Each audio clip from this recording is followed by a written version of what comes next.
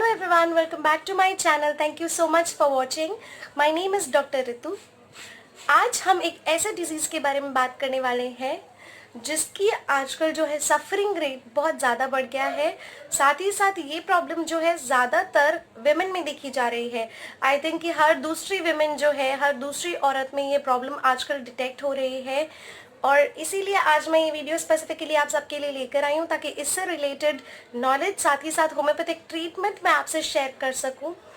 इस वीडियो में जो है मैं आपको इस प्रॉब्लम के बारे में तो बताऊंगी, साथ में होम्योपैथिक मेडिसिन भी और जो छोटी बड़ी क्वेरीज आपके दिमाग में ज़रूर आती होंगी वो भी मैं आपसे शेयर करने वाली हूँ। ये डिसीज़ है जिसके बारे में हम बात करेंगे स्लिप डिस्क की। स्लिप डिस्क जो प्रॉब्लम है इसको बहुत सारे और नामों से भी हम लोग जानते हैं, जैसे कि इसको मेडिकल टर्मिनोलॉजी में हम कहते हैं इंटरवर्टिब्रल डिस्क प्रोलैप्स। कई जगह पर इनको डिस्क हर्निएशन भी कहा जाता है, कई बार इसको डिस्क प्रोट्रूशन भी कहा जाता है।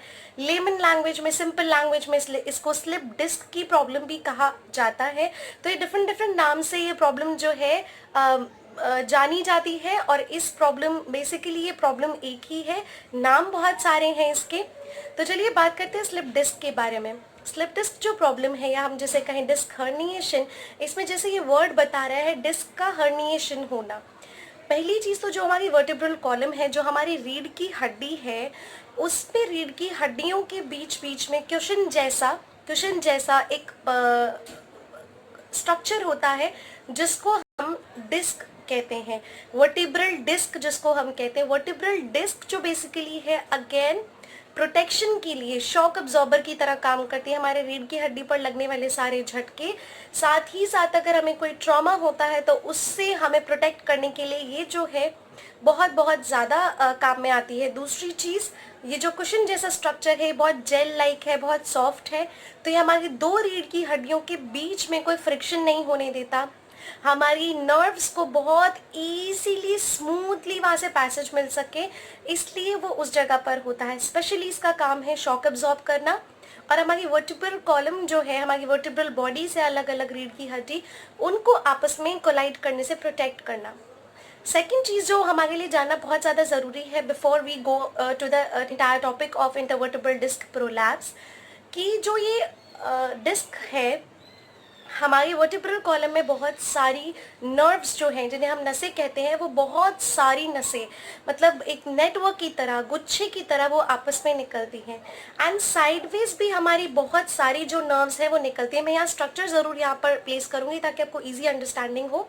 बहुत सारी नर्व्स साइडवेज भी निकलती हैं ना। इस डिस्क के बाहर निकल जाने की वजह से या निकल के बाहर आ जाने की वजह से, थोड़ा सा हिस्सा स्लिप हो जाने की वजह से या थोड़ा सा हिस्सा जेल की तरह वो बाहर निकल आने की वजह से, प्रोट्रूड करने की वजह से जो आसपास से गुजरती हुई नसें हैं वो दब जाती हैं। जो आसपास से गुजरती हुई नसें हैं उनकी दब जाने के कारण जहाँ जहाँ वो नर्व सप्लाई कर रही है, जहाँ जहाँ वो नर्व जा रही है, वो चाहे हमारे पैरों तक जा रही है, वो चाहे हमारे हाथों तक जा रही है, या वो हमारे किसी भी बॉडी पार्ट तक जा रही है, वो अपनी जो पेन है, वो सेंसेशन को अपने साथ साथ हर जगह लेकर जाएगी। क्योंकि जो नस दबेगी वो जहाँ जहाँ जाएगी वो उस पेन को, उस प्रॉब्लम को अपने साथ साथ वहाँ तक ट्रैवल लेकर करेगी।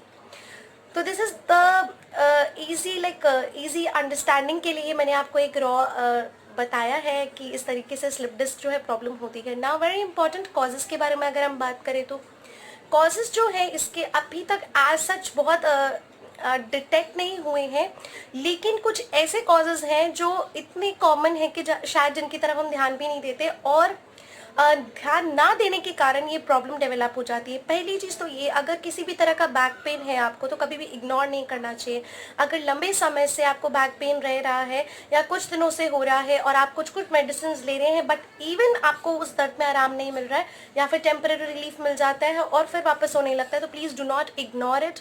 ये इग्नोरेंस की वजह से ही बहुत लेटर स्टेजेस में जाकर पता चलता है कि डिस्क हर्निएशन की प्रॉब्लम है, या कई बार बाद में डिटेक्ट होता है कि स्पाइन का टीबी है। तो इस तरह की बहुत बड़ी बड़ी प्रॉब्लम्स बाद में डिटेक्ट होती है, जैसे कि हम पहले सोचते हैं विमेन जनरली दे इग्नोर कि हमें बैक पेन है, चलो छोड़ो छोड़ो। तो विमेन जो है डे टू डे लाइफ में बैक पेन से बहुत ज़्यादा सफ़र करती है, बट सिंसियरली स्पीकिंग वो अपनी जो प्रॉब्लम है वो बताती नहीं है, वो शेयर नहीं करती अनटिल अनलेस वो बहुत अटमोस्ट हो जाए। तो इसलिए मेरी रिक्वेस्ट है मेरी सारी फीमेल व्यूअर्स से कि आप प्लीज़ अपने बैक पेन को इग्नोर नहीं कीजिए। जो भी रिक्वायर्ड टेस्ट है वो ज़रूर कराइए, अपने डॉक्टर से जाकर ज़रूर मिलिए। बैक पेन पर मैंने पहले भी एक वीडियो डाला है, तो आप उस वीडियो को भी चेकआउट कर सकते हैं, मैं इसका लिंक डिस्क्रिप्शन बॉक्स में ज़रूर डाल दूंगी। बैक पेन ऐसी प्रॉब्लम है जिसको इग्नोर ना करना बहुत ज़्यादा बेहतर है, because it can somehow relate with our disc, और वो हमारी पूरी रीढ़ की हड्डी से रिलेट करता होता है। इसलिए पहला जो कारण हो सकता है हमारे बैठने का गलत तरीका, उठने का गलत तरीका, झुकने का गलत तरीका, देन अननेसेसरी वेट लिफ्टिंग। हम हमेशा कहते हैं कि स्ट्रेट बैक करके बैठे, लेकिन थोड़ी देर करने के बाद फिर वापस झुक जाते हैं कुछ लोग। वो जो प्रैक्टिस है, वो जो एक कॉन्टिन्यूटी में उसी पोस्चर में बैठना जो हम अवॉइड करते हैं, वो चीज़ बिल्कुल अवॉइड नहीं करनी चाहिए। वो चीज़ इसीलिए है ताकि रीढ़ की हड्डी का एक प्रॉपर जो इरेक्ट पोस्चर है वो बना रहे, वो जो सीधा फिगर है वो बिल्कुल वैसा रहे, और किसी तरह का भी डिस्क पर जो है बहुत ज़्यादा अननेसेसरी वज़न ना पड़े। इसलिए अगर बहुत गलत तरीके से झुक रहे हैं या घंटों हम झुक कर बैठे हुए हैं और अपने पोस्चर पर बिल्कुल ध्यान नहीं दे रहे हैं, हम गलत तरीके से जो है वेट लिफ्ट करते हैं, अगर हमें झुक कर कुछ उठाना होता है तो हमारा पोस्चर बिल्कुल गलत होता है।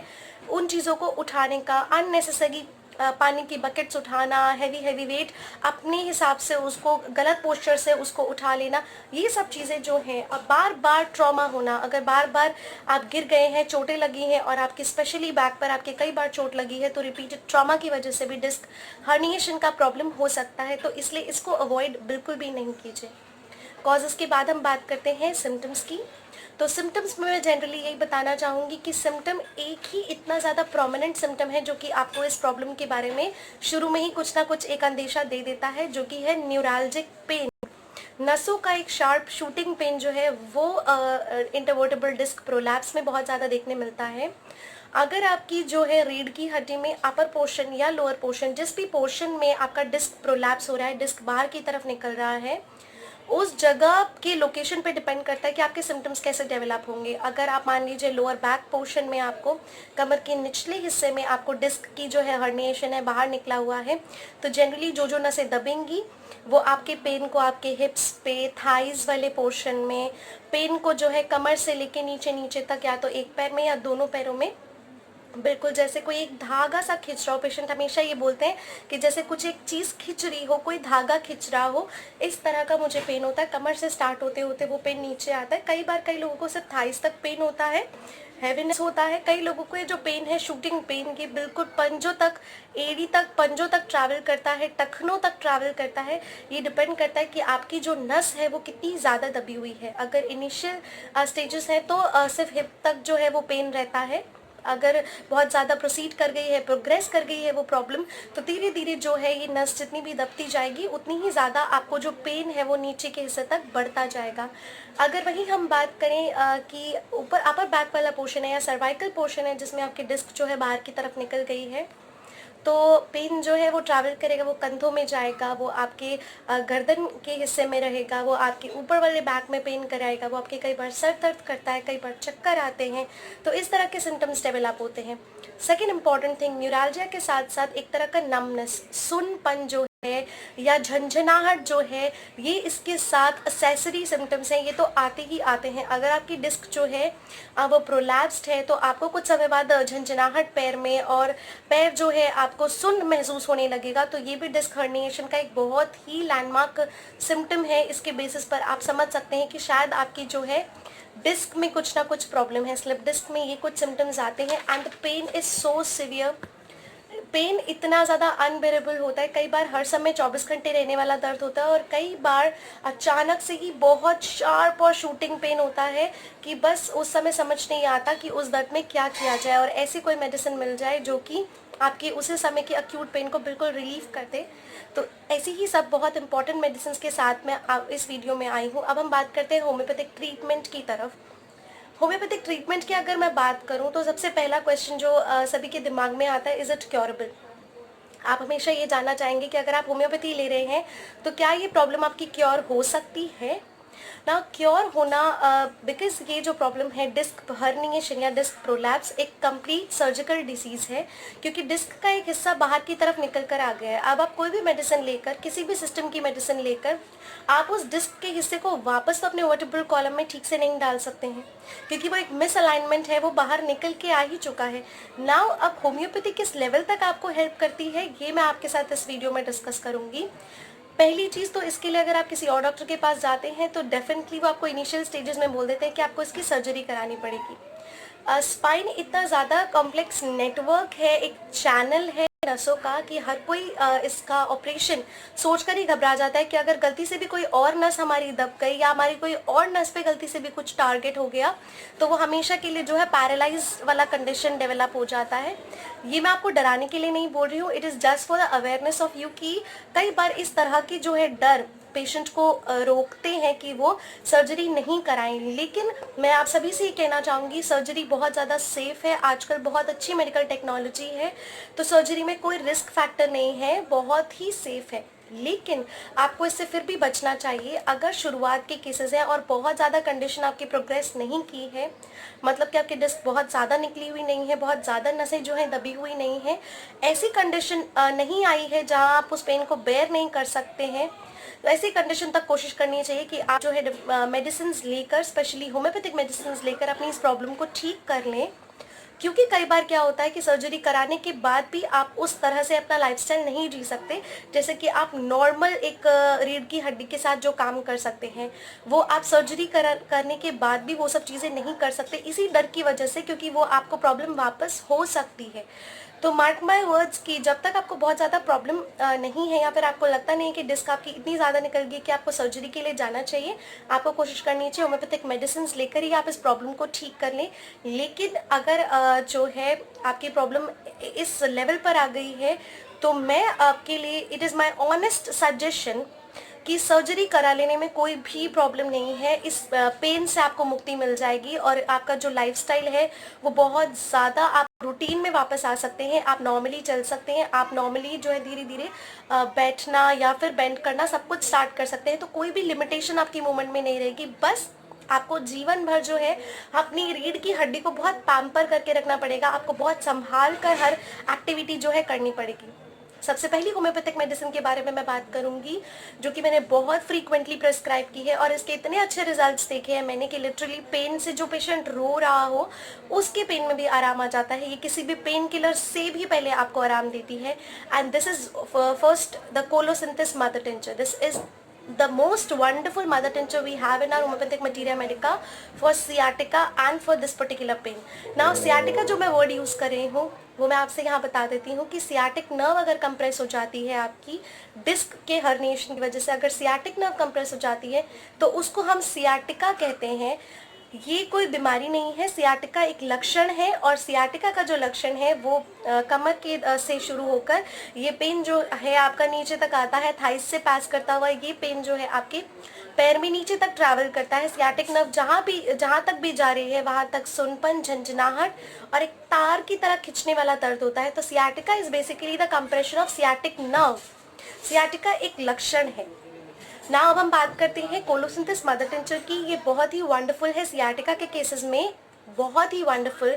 और ये अगर आपको पेन हो रहा है, बहुत अक्यूट पेन है, इवन आपको अगर अक्यूट पेन नहीं है और आपको ये प्रॉब्लम है तो आप इसको लेना स्टार्ट कर सकते हैं।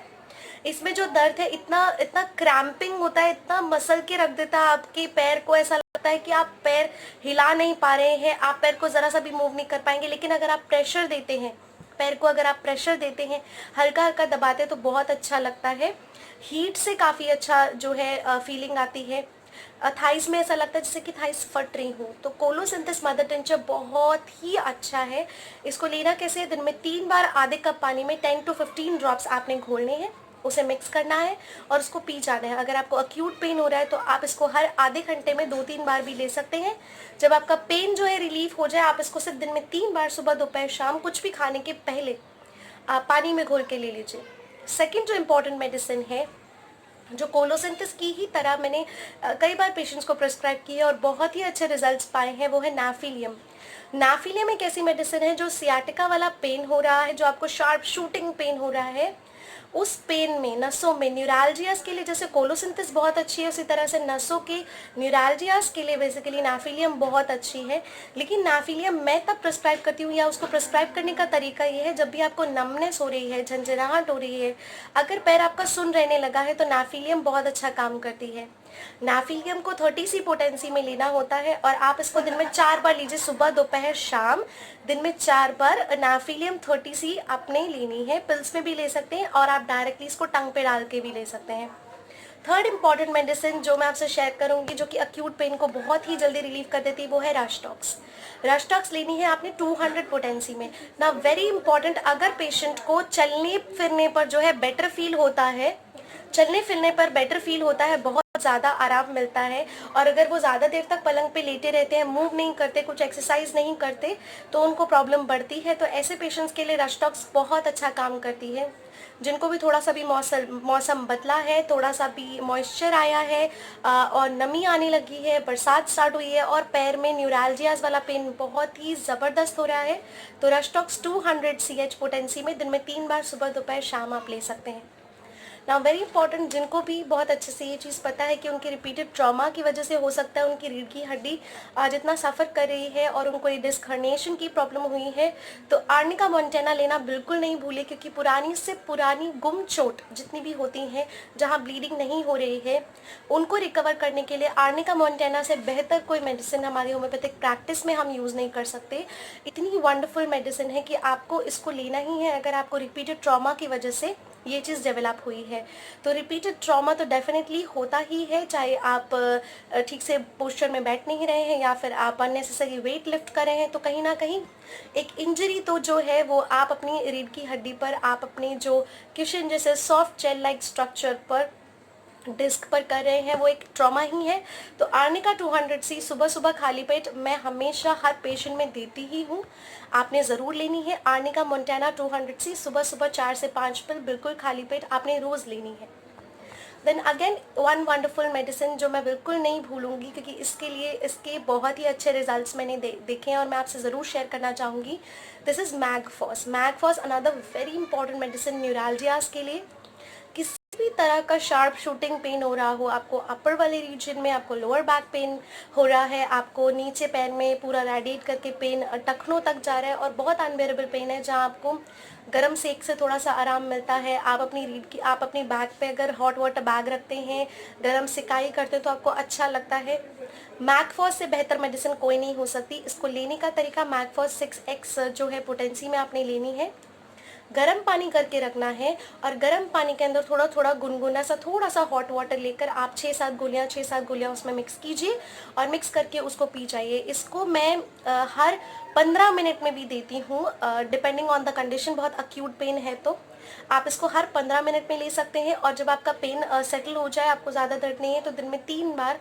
अदरवाइज आप इसका रिपीटेशन 15 मिनट में भी कर सकते हैं, आप इसका रिपीटेशन 1 घंटे में भी कर सकते हैं। तो इट इज़ दैट मेडिसिन जिसका कि क्विक जो है रिपीटेशन करने से आपको बहुत वंडरफुल रिजल्ट्स मिलते हैं।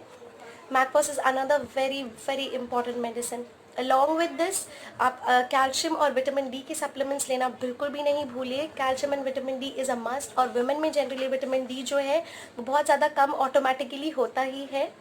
तो अगर आपको कोई भी न्यूट्रिशनल डेफिशिएंसी है, तो मैं ये ज़रूर कहूँगी कि आप अपनी न्यूट्रिशनल डेफिशिएंसी को कम करने के लिए वो सब चीज़ें ज़रूर खाइए, वो सब चीज़ें ज़रूर पीजिए जो आपको ज़रूरी है शरीर के लिए। And do not ignore your back pain. I hope ये वीडियो आपको बहुत अच्छी लगी होगी और आपके लिए बहुत यूज़फुल भी होने वाली है। अगर कोई इससे रिलेटेड आपके पास कोई क्वेरी है, अगर आप कोई जो है क्वेश्चन पूछना चाहते हैं, तो प्लीज़ कमेंट बॉक्स में लिखकर ज़रूर बता दीजिएगा, मैं ज़रूर आंसर करूँगी आपके क्वेश्चंस को। और दूसरी इंपॉर्टेंट चीज़ कि अगर वीडियो पसंद आई है तो लाइक ज़रूर कर दीजिएगा, सब्सक्राइब कर लीजिए मेरे चैनल को, क्योंकि ऐसे ही बहुत इंटरेस्टिंग ऑनेस्ट वीडियोस के साथ मैं आती रहूँगी। और आप ज़रूर चेकआउट कीजिएगा मेरे वीडियोस को। नोटिफिकेशन बेल जो है वो प्रेस कर दीजिए, ताकि नेक्स्ट वीडियो जब लेकर आऊँ तो आपको ज़रूर पता चल जाए। सब्सक्राइब कर लीजिए मेरे चैनल को अगर अभी तक आपने सब्सक्राइब नहीं किया है तो। And stay home, stay happy, stay connected with homoeopathy. Bye bye.